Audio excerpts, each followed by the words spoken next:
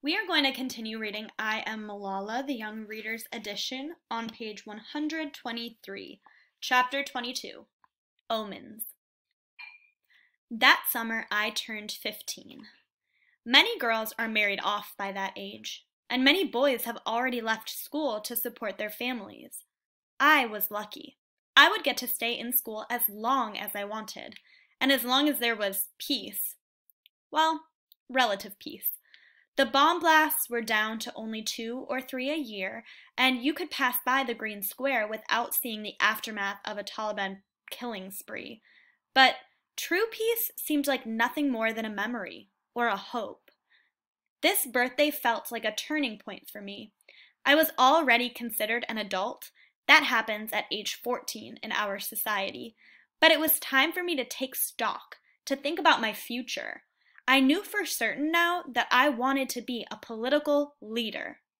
I felt the word politics had a bit of a stain on it, but I would be different. I would do the things politicians only spoke of, and I would start with education, especially girls' education. Just because I no longer had to fight to go to school didn't mean I had any less interest in the cause. I had been given a lot of awards, and I started to feel that it was too much, that I didn't deserve it all. I saw so many children suffering still. Why should I be enjoying galas and ceremonies? I told my father I wanted to spend some of the money I'd received helping people who needed it. I had never forgotten the children I'd seen sorting trash at the dump all those years earlier. I wanted to help kids like them. So I decided to start an education foundation. I organized a meeting with 21 girls at school, and we discussed how we could keep every girl in Swat get an education. We decided we would focus on street children and those in child labor. We had plans to keep talking, and then, in the fall, we would decide what exactly we could do. In early August, my father received some frightening news. One of his close friends, Zaid Khan, had been attacked. Like my father, he was an outspoken opponent of the Taliban. On his way home from prayers one night, he was shot, point blank in the face.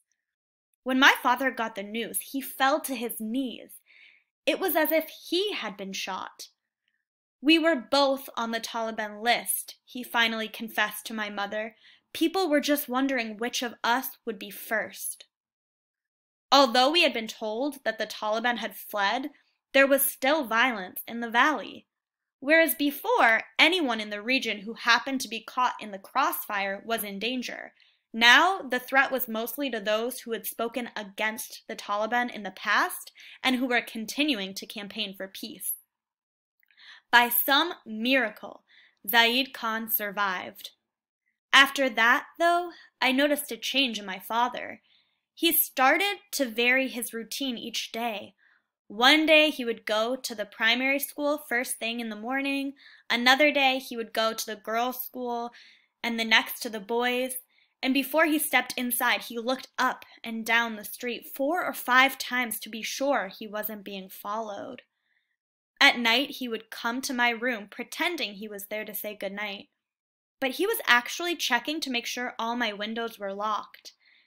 I knew what he was doing, so I'd say, "Abba, why have you closed the windows?"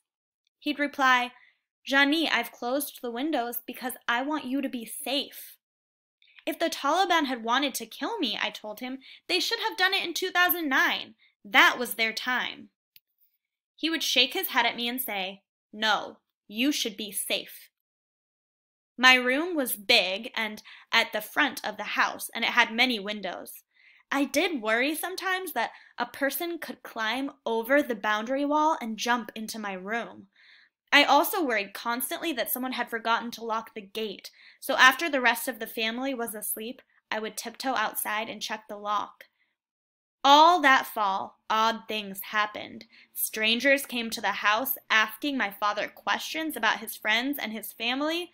My father told me they were from the intelligence services. Sometimes they came to the school and snooped around. There were little things, too. A teacher came to school hysterical one morning, saying she had had a nightmare about me. "You were badly hurt," the teacher said. "Your legs were on fire." And a picture of me that hung on a wall in our house mysteriously shifted overnight. My father, the gentlest man I know, was very upset when he discovered it hanged crooked the next morning. "Please put it straight," he snapped at my mother. I started having nightmares too, dreams where men threw acid on my face, dreams where men snuck up behind me. Sometimes I thought I heard footsteps echoing mine when I turned down the alley in front of our house, and sometimes I imagined figures slipping into the shadows when I passed. I had also started thinking about death, wondering what it felt like. I didn't tell my parents about my dreams and fears, or even Moniba. I didn't want anyone to worry.